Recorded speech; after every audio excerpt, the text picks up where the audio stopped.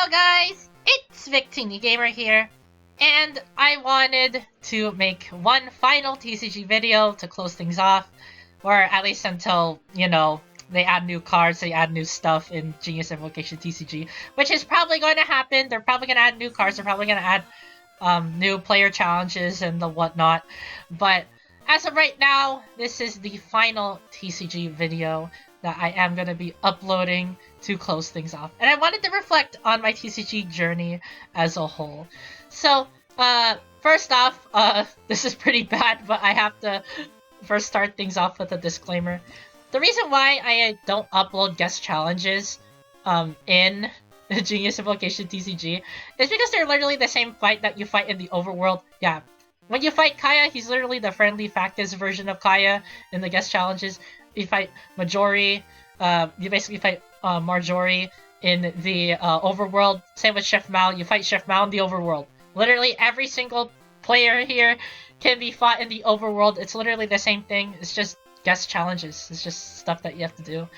But that is the disclaimer out of the way. It is time to finally reflect back on Genius Invocation TCG, starting with the achievements I got. So, let's go to the player level. As you can see here, I unlocked every player card, I unlocked every action card, I basically did every single world match challenge. I am basically done with everything in Genius Invocation TCG. If you look at the card challenges, I completed every single one of the tavern challenges, as you can see there. If you don't know anything about that, look back on my Genius Invocation TCG Serious Showdowns, where I basically talk about my opinion on every single Serious Showdown on Genius Invocation TCG.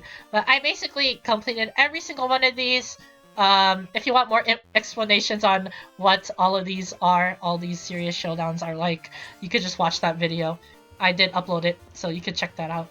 But, I also completed the player's manual. It's pretty easy, you're just gonna be doing this anyway when you play the game, so this is pretty easy, but it's just basic stuff, like getting proficiency on cards, doing achieving victory on showdowns, collecting cards, getting character cards, getting coins. Yeah, it's literally just basic, normal TCG stuff. But, the thing I want to talk about right here is, well, I need to reflect on every single card. Well, not every single card, but I want to share my opinions on the cards, on what they do, on my opinions on every single card. I basically did complete TCG, so I could offer my opinion. So yeah, well, anyways, let's start off with the character cards first before we go on to the actual other cards. So, Ayaka is broken as crap. You see her a lot in TCG. You probably see her a lot in OTK decks. That is because of this. This is so broken. Kamisato Art Senho is the most broken thing I have ever seen in my life. By that, I mean, you switch in, and you do normal attacks, and you create elemental reactions. Guess what that combos well with?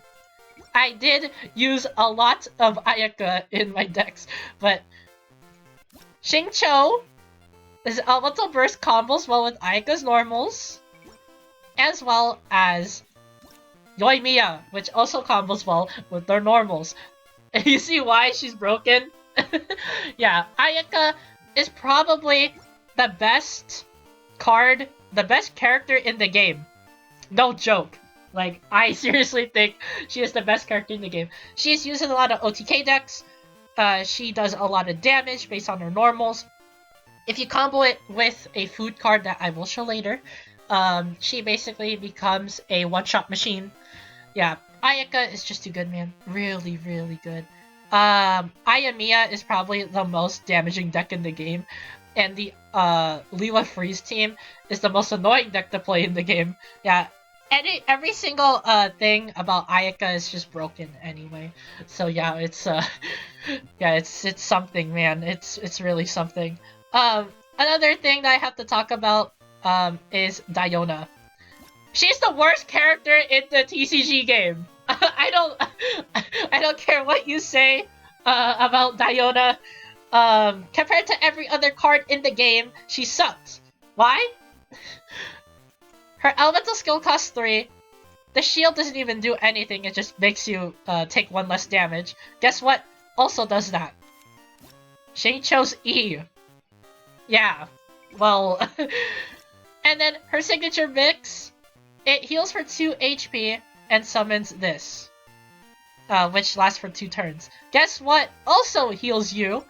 Which is the elemental burst and buffs your damage. Bennett. Just use him instead. Yeah. And Diona's card, I can't pull it up right now since I have Diona's card. It's really bad. I mean super, super, super bad. If I could pull it up right now. It's this. It lets her get 1 more shield point. Which sucks, because guess what also gives you 1 extra shield point too? Ningguang? And Noelle. Yeah. Diona is really bad in this game. I don't think it's because of how the TCG is played. It's because of her normal kit.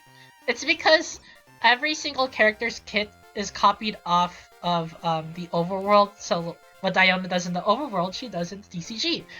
It's really bad in the TCG because she doesn't combo with anyone. So yeah, it's just really bad. She is really, really bad in this game. At least Ganyu can do pierce damage on Frostflake Arrow, even though it costs 5 to do. But Diona just sucks, man. She's just bad, terrible. I don't see her used in any deck, besides like cheese decks or something like that. And by cheese, I mean just use Diona for the fun of it, and then use broken cards to make her like the best character in the game. But yeah, besides cheese decks and besides decks that are built around her, she cannot be used anywhere else. It's just really bad. You probably have to build around her, and by that I mean heavily build around her just to make her function. Yeah, Diona is just... it's just really bad. No one uses Diona in the TCG. I'm pretty sure most people agree, but some might not agree. But yeah, there you go. That is the my take on Diona. And then I guess we'll talk about last is the monster cards. So the monster cards are... some of them are good, some of them are bad. This Lolachurl is a meme. Mainly because he's the only character card in the game that has 8 HP. 8 HP? That is unacceptable. That is really unacceptable. Because he can probably get 2 shots. He can get 2 shots by any skill in the game. It's just so weird. But he does big damage. That is his main gimmick. He could do big geo damage, and he works well with geo decks like Noelle. He works well with Noelle. He works well with Ningguang. Basically, those characters like that could generate crystallize. So yeah, that's my take on Lolachurl. Mago Kenki and Rhodia of Locke is the main basis for summoning decks, because these are literally the summoners of the game. So yeah, if you run the summoner deck, it's pretty fun, actually. The only bad side is that you rely too much on your action cards. So yeah, that's the only bad thing. But they are really fun. I recommend giving them a try. They're pretty good. I mean, nothing's good than having 4 summons on the field and then doing a bunch of damage. So yeah, that is pretty fun to play. But yeah, that's really it for my opinions on the character cards. It's time to go on to the normal cards. More specifically, the broken ones. So, first off, everyone already knows what it is. Oh, besides the Jade Chamber. I will talk about this first before I talk about the most broken card in the game. But the Jade Chamber is really good. Like, super good. Basically, it just makes you get 2 dice of your choice, meaning that you can get rid of RNG. And RNG in this game is really heavy. Every single dice roll is RNG. Jade Chamber just gets rid of RNG. Yeah, it's really good. Paimon is So good. 3! You spend 3 dice to get 2 dice on your next turn. Guess what that combos well with? Ayaka. Guess what she needs to use to do her normal attacks while having the minty rolls? 2 dice. Yeah, Paimon is just too good. Catherine! Free switch. It's a fast action switch, meaning that it doesn't waste your turn. She is too good. Like, extremely good. She is mostly used on every single deck in the game, besides Paimon. Paimon is used for every single deck in the game, because Paimon just gives you free dice. It's just too good. Next, we have Shang the Ninth. He gives you 2 cards for doing basically anything. Yeah, normal attacks, elemental reactions, anything. He gives you free cards. Yeah, really good. And he costs 0, by the way. Luisu is really good too. If you switch, you get free energy. And guess what? 1 less energy means 1 less attack that you have to do to get your elemental burst. So yeah, you can spam burst up the wazoo thanks to him. And he only costs 1 dice. 1 dice. NRE is also really good. If you use 1 food card, you basically get another food card. Mostly minty rolls is what you're going to be using for NRE, as well as non-stat hash browns. But it's so good. Get food cards back. Really good card. Super good. The best is Travel Companion. It's probably one of the most broken action cards in the game, if not the most broken. Why? Because it gives you free dice. You sacrifice 2 random dice for 2 Omni. Omni dice lets you use whatever element you want. Yeah, really good. Must run on any single deck. Because it basically gives you 2 free dice. 2 free dice that you could use. That gets rid of RNG. And you know how good the Jade Chamber is, so yeah. Changing Shifts is also pretty good. It combos well with Catherine and Leave It To Me, which we'll be talking about over here, which is next in line. But Changing Shifts lets you not use a dice. That means you could get more stuff to do with your dice, meaning that you don't have to spend the dice to switch. So you could use that extra dice for a normal attack, or an elemental skill, or an elemental burst. It really does help you in the long run. And also, it doesn't go away until you actually switch, so you could just save it for later as well. And it costs 0. 0. Yeah. Strategize. Really good. It's a super good card. It's Pot of Greed. That's all I have to say. Pot of Greed. It literally is Pot of Greed because it just tells you to draw 2 cards. The cost is 1 dice, but 1 dice for 2 cards is really good. Next we have... I haven't lost yet. It's extremely good. It's a really good card. It's mostly used on PvP decks, but in PvE you don't really need to use it, but in PvP it's a must run because it gives you 1 dice and 1 energy. Yeah, really good card, honestly. And besides, one of your characters is gonna die anyway, so having this card is just really good to have. Next we have Leave It To Me. Leave It To Me is broken because it's fast action switch. That's literally it. Fast action switch is probably like the most broken mechanic in the game. Or probably one of the most broken mechanics in the game. Because fast action switches lets you get your turn. Yeah, so you don't have to waste a turn to switch. You can just use this. It's literally a 0 Catherine that is a one-time use. Really good. Yeah. Star Signs. I already talked about how broken this is. Sacrifice 2 cards to get 1 energy. Mostly every attack, you have to spend 3 or more energy. Or 3 or more dice to get 1 energy. This cuts it down by 1. So, you could use 1 normal attack, and then you're good. 1 normal attack, and then Star Signs to give you a burst. Yeah, so basically, cards like Xingqiu with a 2 burst, cards like Kale with a 2 burst, cards like Yoimiya with a 2 burst. Star Signs is really good for those characters. Also, Star Signs is really good if you want your elemental burst really early. Yeah, Star Signs is just too good. And then, next we have Send Off. Send Off is really good because at least there is 1 summon in the field, whether it be Ayaka's Burst, whether it be Zhongling's Guoba, or Fischl's Oz, or Kale's Cat, whatever it may be, Send Off destroys that. So yeah, it's a really, really, really good card that can destroy basically anyone on the field. It's just too good. Next, we have Lotus Flower Crisp. It's the best tanking food in the game. It lets you take -3 damage, meaning that normal attacks won't hit you, elemental skills won't hit you raw without an elemental reaction. Yeah, it's just really good. It lets you take a free hit. Yeah, Lotus Flower Crisp is too good, and it costs 1 dice. 1 dice. 1 dice. Mondstadt Hash Brown. Really good. It heals for 2 HP for 1 dice cost. Yeah, no explanation needed there. And then we have Minty Rolls. Minty Rolls is broken. How broken exactly? It lets you do a normal attack with one less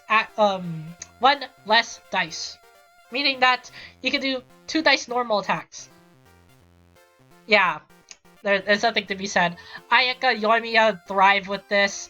It's just too good. Minty Rolls is broken.